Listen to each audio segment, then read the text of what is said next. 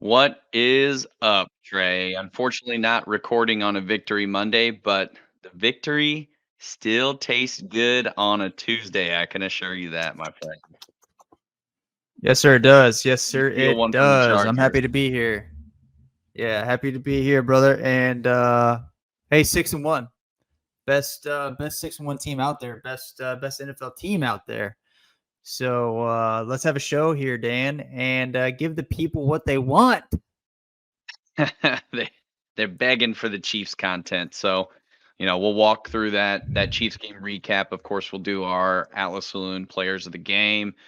Positional focal points, what we saw from a couple position groups, AFC Landscape, and wrap it up with kind of what the AFC West is looking like, which, outside the Chiefs, you can pretty much look at your kitchen trash can, and that's the equivalent.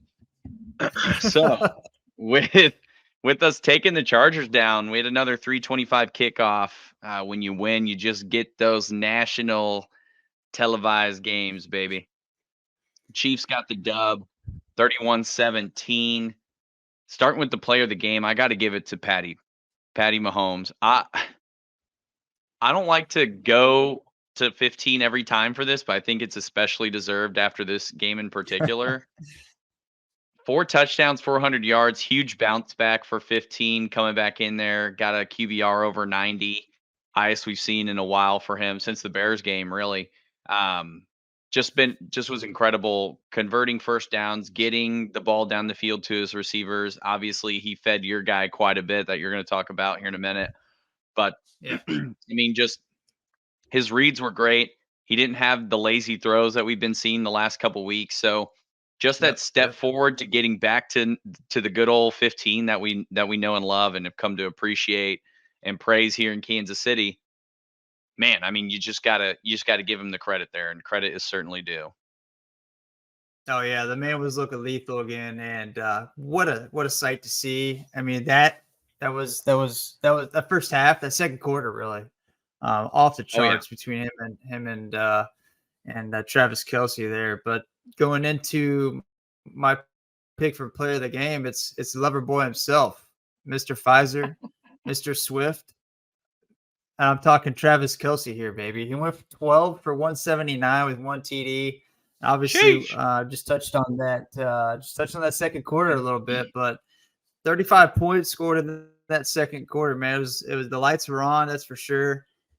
Taking a look this at this stat line, 179 yards is nuts, right? And as NFL fans, you kind of got used to crazy stats like this. Like Justin Jefferson was averaging 135 before he came in, before we went up to Minnesota and played the Vikings. I mean, that's nuts. We're kind of getting used to things like this, and these one-offs, these guys going nuts on one game. 1 or 2 games a year. Justin Jefferson, he was on another level this year, but here we see it. Travis Kelce do it again. The man was averaging 14.9 yards catch, 9 yards a catch. The long was for 53. That one, I saw you tweeted about that one. You definitely saw the hurdle coming from Travis Kelce there. Oh man. I don't think he had. I don't think the 34-year-old had the gas at the end there, man.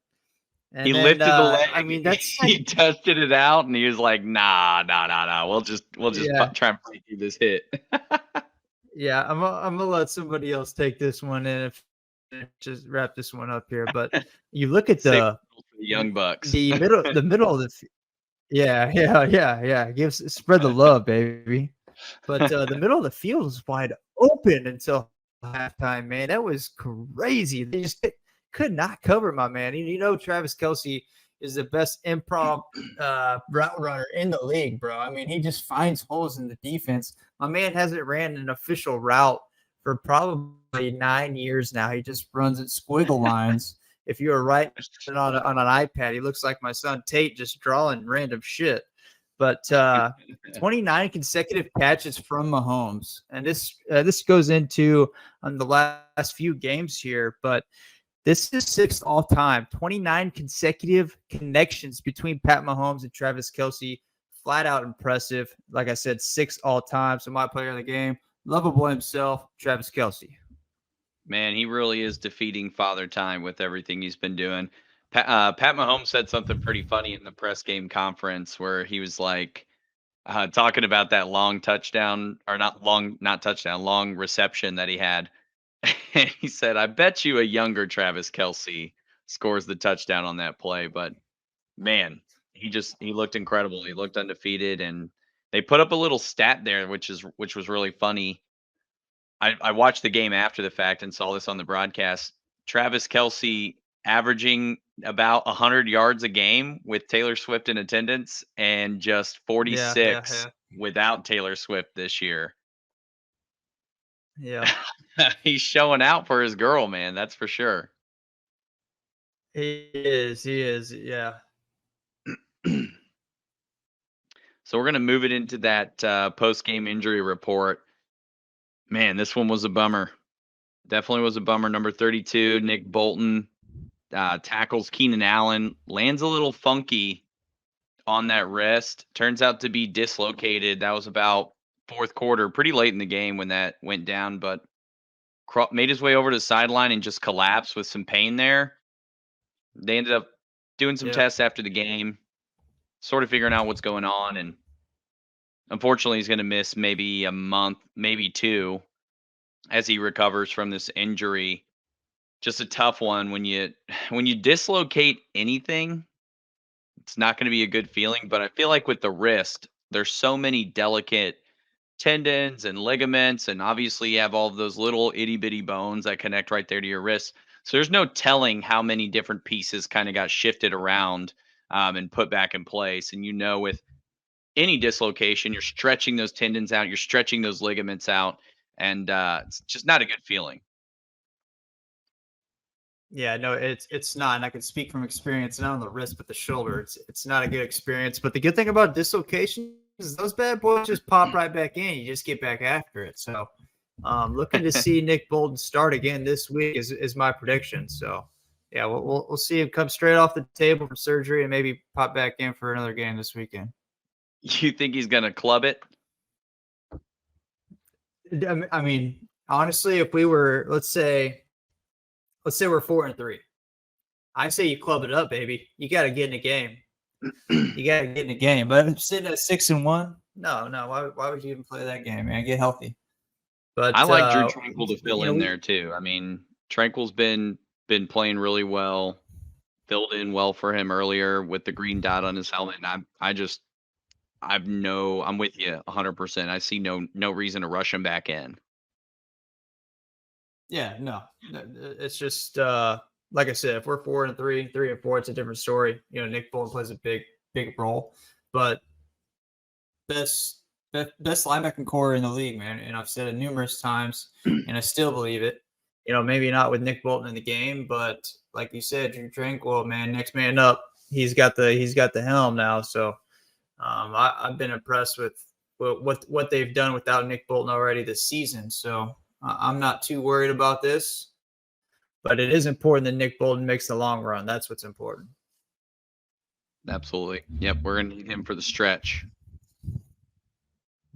Yep. So, but really, other than that, Dan, we're looking pretty solid. Jumping into some game highlights here from Chargers Chiefs here. I'm going to bring this one into you from the Atlas. Good friends down at the Atlas Saloon. So Atlas Saloon was built by Schlitz back in 1894. That place is full of history, man. That place is cool to walk into. You got a good, nice vibe going on in there. I don't know if anybody's ever been to up in Montana. They got some really old saloons and bars up there from when everybody migrated out west. I mean, that's kind of feeling you get it when you walk into the saloon, which is very cool. They started brewing beer in there in 2018. Right now, Keith has 10 beers on tap. Dan and I will be drinking some of those beers this weekend, this Sunday, as we have a live pregame show down at the Atlas starting at 1:30. So if you're down in the area, Excelsior Springs, make sure to make it down to the Atlas. Come see Dan and I down there at the Atlas. Dan, bring us into some highlights, baby. This game was full of them. Well, it wouldn't be a Chiefs podcast if we didn't talk about Taylor Swift a little bit. 4-0 with her in attendance. Obviously, the boys are cooking whenever we get her in the stadium, so I'm all for it. Keep bringing T Swift in. Some people are really irritated with it. Like even my wife is totally over all of the talk with the T Swift T Kelsey romance, but I don't know. Megan? I kind of want to like listen to Taylor Swift music now. I feel like I'm becoming a Swiftie, dude. I'm becoming a Swiftie now. I'll get you a shirt, bro. I'll have Katie send you a shirt.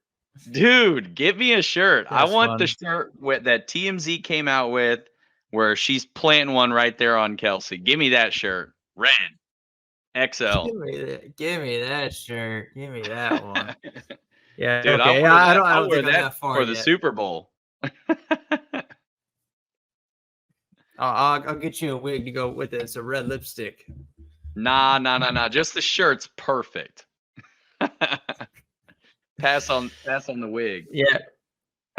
So I called. I was watching the game on my phone on my buddy's Hulu account. I was heading home from down south, and it was like it was like the second quarter probably, and we scored, and then Taylor Swift and Britney did that little hand slap, bap bap bap bap bap bap. That little handshake that they had. Sync. I am immediately called Katie, and I was like, "Did you just see that?" Like I had to notify. I needed her to know that there was some really important shit going on at the Chiefs game for her, so she could get involved. So she don't get me wrong, she's a big Chiefs fan, but she's loving this Taylor Swift shit. So she's gonna ride it out till she dies. Like if she was Sure. interested a 7 before, I bet Katie's like a 12 now. Bro, she's a 15. She's not a 12. She's a 15. So I got to give her credit. Got to give her credit. Like I said, though, man, she was a solid 10. I mean, she's Chiefs ride or die. But with Taylor Swift up in the stadium wearing that Chiefs red, man, she's all in, bro. She's all in. That T Swift red. All right, let's push through it. Let's push through to get to this rivalry, if we can even call it that. Mahomes 5-1 against Justin Herbert. Saw a stat come out that since 2020, Justin Herbert has the most losses by a starting quarterback at 28 total, which is kind of like crazy to think about because I feel like he's been relatively successful, but that hasn't made its way past the stat sheet. Like he puts up numbers. He doesn't really turn the ball over a ton. 5,000 passing yards a couple times.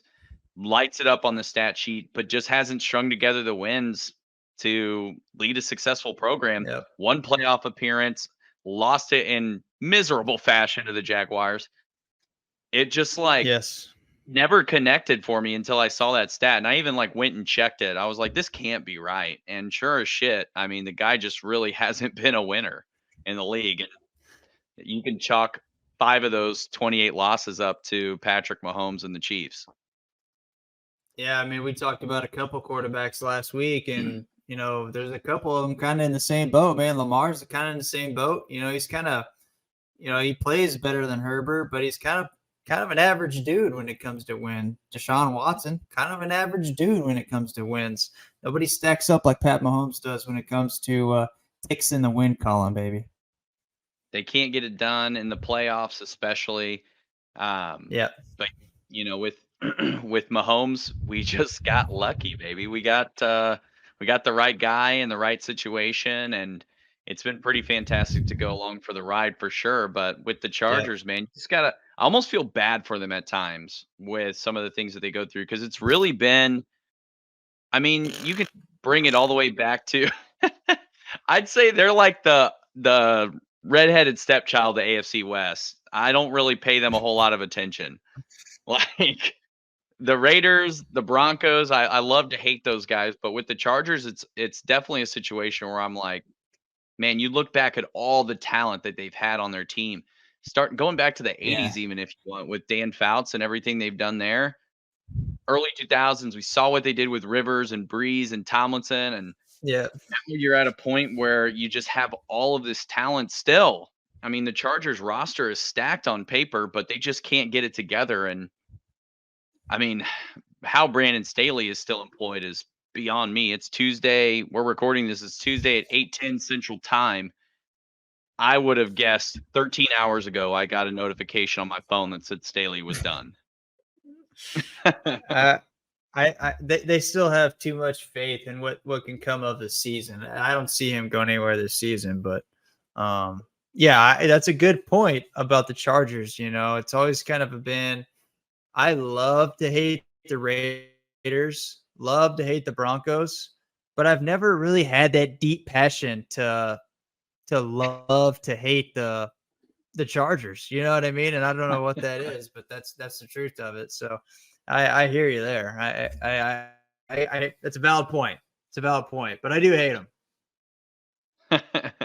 I definitely don't want to see them win. I mean, I'm not like I'm not like dying to see them turn it around or anything, but I do feel bad. I'm like, man, there are 5 fans that the Chargers have. They just have a really tough go at it every year.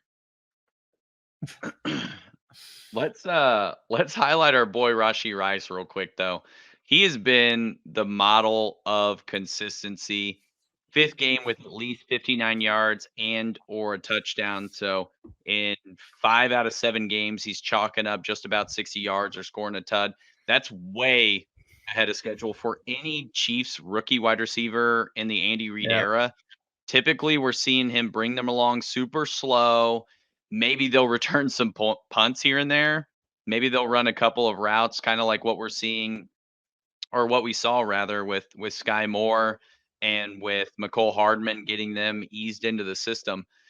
But is this? I feel like this could be a sign that he's just ready to take that step forward. He's been getting the majority of the snap share from the receivers. I think this last game, MVS logged 41 snaps. Rashee Rice was right at 40. So second most snaps logged from the receiving group. And I'm just loving what I'm seeing. I mean, even if he turns out to be a solid wide receiver too, that you can rely on, maybe he gets 1,000 yards every other year, like I will be stoked about that. I don't think he's going to end up the problem solver in the short term, but if he develops at this pace continuously and he gets to a point where he is the focal point, I think we'll be in good shape. Yeah, that's. I mean, I'm all on board with Rashee Rice, man. I'm trying to pull up some stats here, right quick on the top here. So Rashee Rice sitting right now 305 receiving yards. Now we've played 7 games so far this season. Now let me jump into your man Sky Moore. What'd he do last year, Dan? 250 yards receiving in the full season. Yep. This man Rashee No Rice, touchdowns. like you said, he may not be the answer for the short term, which I think he is, but he is the answer for the long term. He's a solid number 2. Solid number 2. It could even develop to be that number 1 guy. Work on some routes, work on some hands, work on some separation, and it's over, bro. It's over. That dude has got some serious talent. Serious talent. Yeah, I mean, that's been my one criticism of him, is that the hands need more work. He's been on the wrong end of that drop rate from everything that I've seen throughout the season. Now, maybe he's just getting more comfortable with some of those complex route trees that Andy Reid has him run. Maybe he just needs to freelance a little bit more, because it seems like you highlighted it with Kelce earlier in the show. Seems like most of the offense is just kind of freeballing it out there. So maybe he just needs to get more comfortable with what that looks like. but I'm liking what I've seen so far, and doggone, man, it's nice to hit on our wide receiver. Doggone. To steal something from my boy Andy Reid, doggone. Yeah, and Brian Hawkins. Chris Jones here breaks a sack streak, so he went 5 games in a row coming back after not playing in game 1. He went 5 games straight with a sack, and Chris Jones breaks that. Does not get a sack this game. A lot of other sacks though. A lot of pressure on Herbert. Defense looked good, and not just from the D line, but from the linebackers as well. I'll touch on those a little bit here in a bit. 5 total sacks for the game, and then with the 8 QB hits. So, like I said, man, the pressure's up. Defense looks great. I can't even say like the defense looks great, like the front seven or the secondary, because they all look great. You can't pinpoint Oh one yeah. group and say they look better, because man, they're just the whole group is gelling right now, and it's such a great feeling to have a great defense, or I'll say a good defense. I can't say great yet. I feel like you got to finish the whole season with some serious accolades to say you have a great defense, but great defense looks great, and it's fun to watch. Well, it's funny you bring that up too, because there was some research that was dug up, and the Chiefs currently have the number 2 scoring defense, the number 4 scoring offense, and the number 2 special teams unit. We are the first team since the '99 Rams to go into week 8 with top 5 rankings in all 3 phases of the ball, and we are one of 7 teams to ever accomplish that. Now, this is gonna get into some Yep. crazy LeBron James statistic territory, but all of the teams that have made it, you have the '84 Skins, as they were known back then, the '85 Bears, the 1990 Giants, the '99 Rams, the '96 Packers, and I think there was one more team I'm missing here. Long story short, 5 of those 6 teams ended up winning the Super Bowl in those given years. The '84 Washington team was the only team to miss the mark. So, a lot of history on our side with that quick highlight, and if we end up with that ranking as we get to the playoffs, man, there's no doubt in my mind we'll have some accolades both individually and as a team going into that point. Couple potential Pro Bowlers and McDuffie, Jones, maybe even All Pro kind of guys. McDuffie, Jones, and Snead. Bolton's injury hurts him a little bit for that kind of talk, but man, just standout Yep. performances every single week, and we're Sure already does. just about halfway through the season. I mean, we're pacing for it for sure. Yep. I do want Yep. to give a quick Yeah. shout And out to my. a couple of those guys, and really, Go ahead. there's some other guys there that can really pull some stuff out and finish the season strong here. No, absolutely. I mean, Justin Reed, I didn't mention him. He's got a lot of potential there too. Not to mention we've got a Minihue coming back. He looked freaking awesome in that game. Got himself a sack. He tipped that ball that eventually got picked and sealed the deal for the Chiefs against the Chargers too. So um, been pretty awesome. I do want to get a shout out there for number 12. Used to be number 17, number 12 now. My guy McCole Hardman making his return to the Kansas City Chiefs. What a sick punt return. Just electric to get him back in the offense, reacclimate him. I guess special teams is where he contributed there. But just balled out on that return, found the right gaps, utilized that vision that he has and that speed. And then, of course, came back towards the end of the game, made that critical third down catch to convert and move the change. I think it was like a little 6-yard pickup, but it was in our territory, and we eventually scored and broke the tie with that catch. So definitely deserves some flowers and a welcome back to McCole Hardman for sure. Yes, I do love a good special teams play, and man, when you get a good kick return to punt return, that like you said, man, that's an electric play, and it was, and it's fun to watch when somebody's screaming down the middle of the field and then bounces it to the numbers, and you're like, everybody, whole stadium's going nuts, and everybody in the house is going nuts, and yeah, Oh, that's a we were lot of going fun. crazy. So, I had some tough words for him coming back. I didn't have a lot of expectations. I'm still hesitant on what he can offer to the offense, but if we can get, a lot of special teams to play like that moving forward, then hey, man, I'm all in. Let's get it. Yeah, absolutely. And I think you did mention, just his potential back there too when we were kind of talking about it. May have been on the show, may have been off. You and I were talking a lot of Chiefs ball. nonstop around the clock. But I know there was definitely some acknowledgement of what he can do on the special team side of things. Remains to be seen what he's going to do in the offense. Obviously, that was a great catch, but that was his only catch of the game. So there's still going to be some more Yep. easing him into it, getting geared up into the offense and kind of figuring out who's going to be dominating snap counts in certain situations, what that shuffle looks like.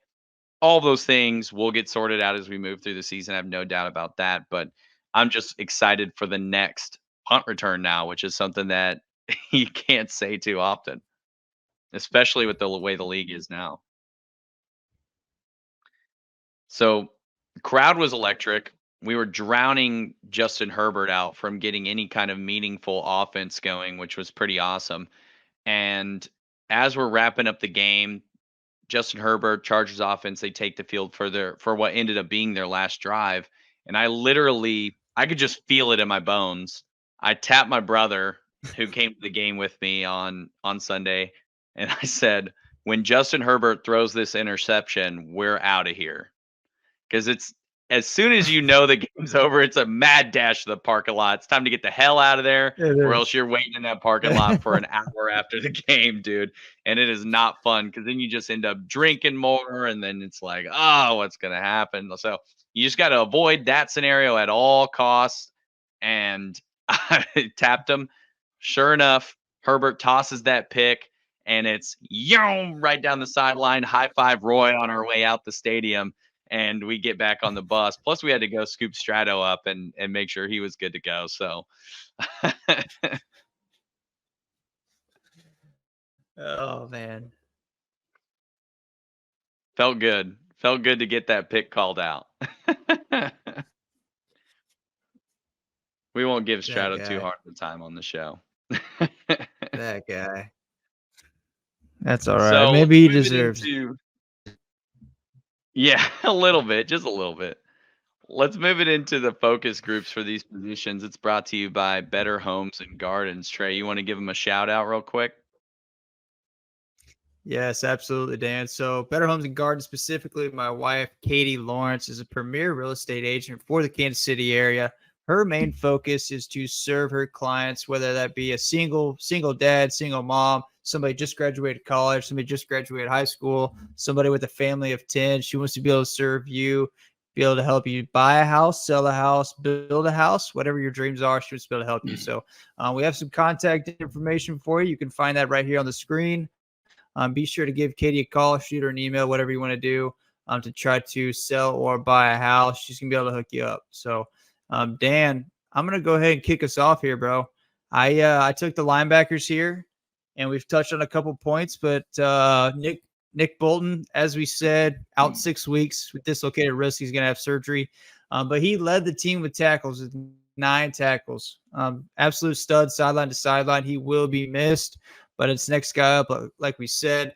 As far as tackles for that group of guys, Willie Gay had 5, Drew Tranquil had 2, and Leo Chenot had 1 tackle. And so we can expect those numbers to rise a little bit for each one of those guys going into the next 6 weeks in particular. I'm looking for those guys to really step up. Really specifically in the pass game, it's going to be critical that those guys have the ability to drop back and cover, as well as cover down on the line of scrimmage as 100%. well. But Willie Gay and Drew Tranquil both record sacks on Sunday against the Chargers, which is huge to get guys outside of the front 4 involved in the backfield of the opposing team. It's a big damn deal. And then 1 misplay, specifically on that 49-yard touchdown run that Josh Kelly had, where he busted one right up the gut. Fullback took a chunk right out of Drew Tranquil. I mean, he had to take a guess, left or right, and Justin Reed had to take the other gap, and really it was a bad angle. Justin Reed did not have a good angle. Should have ran the banana on that from the safety position, but he did not. Kind of sit there with his heels planted on the ground. Drew Tranquil tried to make a play, missed a tackle, but I mean, we're playing professionals. Those kind of plays are going to happen. You can't be undefeated. You can't be the best every single play. And so I'm really think the takeaway from Sunday is going to be, Nick Bolton goes down. How do we continue our success moving into the next 6 weeks? And really, we're talking about some pretty heavy competition moving up in the next 6 weeks. We're talking about the Dolphins in Germany. We're going to have division opponent in the Raiders twice. And then we will have the Philadelphia Eagles here at home on Monday night, November 20th, which is going to be a big test for this defense to try to shut down the team that we just beat in the Super Bowl last year. So it'll be exciting to see what we can do. Exciting what we can see. I think what we're going to see is the defense is going to change a little bit. We're going to see Justin Reed come down and play closer to the line of scrimmage, and we will see Snead play more of a solid slot, and we're going to see Mike Edwards play a deep one. Is kind of how I feel like that's going to go. But it'll be interesting to see what Spags does because you miss a big guy when it comes to Nick Bolton. No, absolutely. I think what's really playing in our favor too is just how good Drew Tranquill is in coverage. What we've seen him do over the middle whenever they're running those zone coverage plays, or even if he has to man up on a tight end, he's been playing them pretty tight. There were a couple of plays we talked about in some of the previous games where Tranquill just got outplayed on some of those jump balls, but he's always had great positioning, right? He's always been able to, he's actually playing the ball. I feel like with linebackers, a lot of times when you put them on tight ends, they do the classic arms up, face the receiver, and get the flag thrown on them for something like that. With Drew, he's actually in position. He's playing the ball, which is pretty fantastic to see him do that. Super athletic. And then obviously Willie Gay, man. Golly, that guy can do it all. Just a Swiss Army knife back there, athletic freak. So I've no doubts. And I feel like Willie Gay kind of slips through the cracks a little bit. Like Bolton and Tranquill have been getting most of the praise this year, but Willie Gay's been in there doing the dirty work, getting after it, and that linebacking group. So definitely a lot of praise due for those guys, and obviously they make up a huge part of our front seven and what they've been able to accomplish.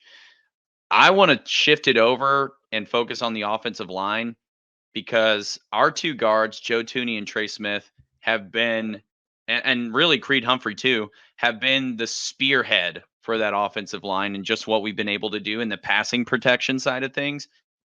Patrick Mahomes said it himself. He had a clean pocket for majority of the night. Outside of that one sack that the linebacker, he came on a blitz, Kenneth Murray, and was able to get home to the quarterback on that play. But that wasn't on Tooney or Smith. They have not allowed a sack at all this year, not just in the game, this entire season, 7 games, no sacks allowed for those two guys in pass pro. So you got to love what you're seeing from our interior linemen. I'm thinking all pro honors are going to be due for them if they continue this pace of where they're at. Creed Humphrey might finally get a first team all pro if the freaking voters over there can give him some damn respect. But other than that, man, it's been fantastic. Even Jawan Taylor's cleaned it up quite a bit, right? He's playing to the way the officials have been treating him, the way they've kind of honed in on him. I haven't seen any,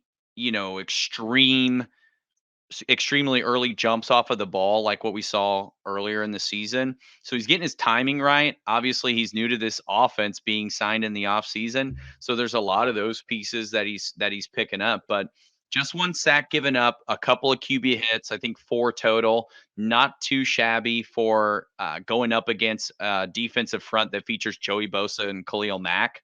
So I'll take that all damn day. And I did want to highlight one play, and it was the game-sealing touchdown. So Isaiah Pacheco breaks out into the flat in that little running back screen. Jawan Taylor collapsed the defensive line in towards the center as Pacheco was coming out to sort of clean the linebackers out of the way there. And then we saw Trey Smith rather push another one of the defenders outside so that Pacheco could have that lane. And Trey Smith does what he does, right? Lays a nice clean block on this defender, plants his ass in the ground like a tree on Arbor Day, and Pacheco takes it off to get into the end zone. I was loving everything I was seeing against a division rival, and I feel so good about where we're headed. Trey Smith is a certified killer, bro. Certified killer, bro. He got a license for it too. Oh, that was good. That was good. I was off the top, baby. So position groups, man. I mean, I feel like we could just give praise all season so far, at least. Outside of the Lions game, that bad receiver game, man, we've been super fortunate to be able to pick, just have our pick of the litter on positions that we can highlight for this segment. That's definitely been one that's been a lot of fun. So I hope everyone out there Yep. listening is enjoying it too. But let's move this thing into the AFC landscape. Always nice to give some flowers out there, but we are going to get to talk about what the rest of the conference has been doing. This is brought to you by eCoffee, www.eeroastcoffee.com. Check them out on IG, on Facebook, visit their website. They are KC local, so they're Chiefs fans, so you know you can trust them. They're brewing, or they're roasting rather, some delicious coffee beans so that you can brew them at your home, whether it's the espresso, whether it's their coffee from all over the world. I mean, the best countries, you name them: Colombia, Ethiopia, Congo, all of those places that grow the most rich and flavorful coffee beans. They're bringing them in, roasting them here in KC. Check them out, www.eeroastscoffee.com. Great story behind that company, in addition to them being KC local. So a lot of good things to support there. Key AFC matchups that we looked at. We really just laid two out in the last show: Baltimore and Detroit.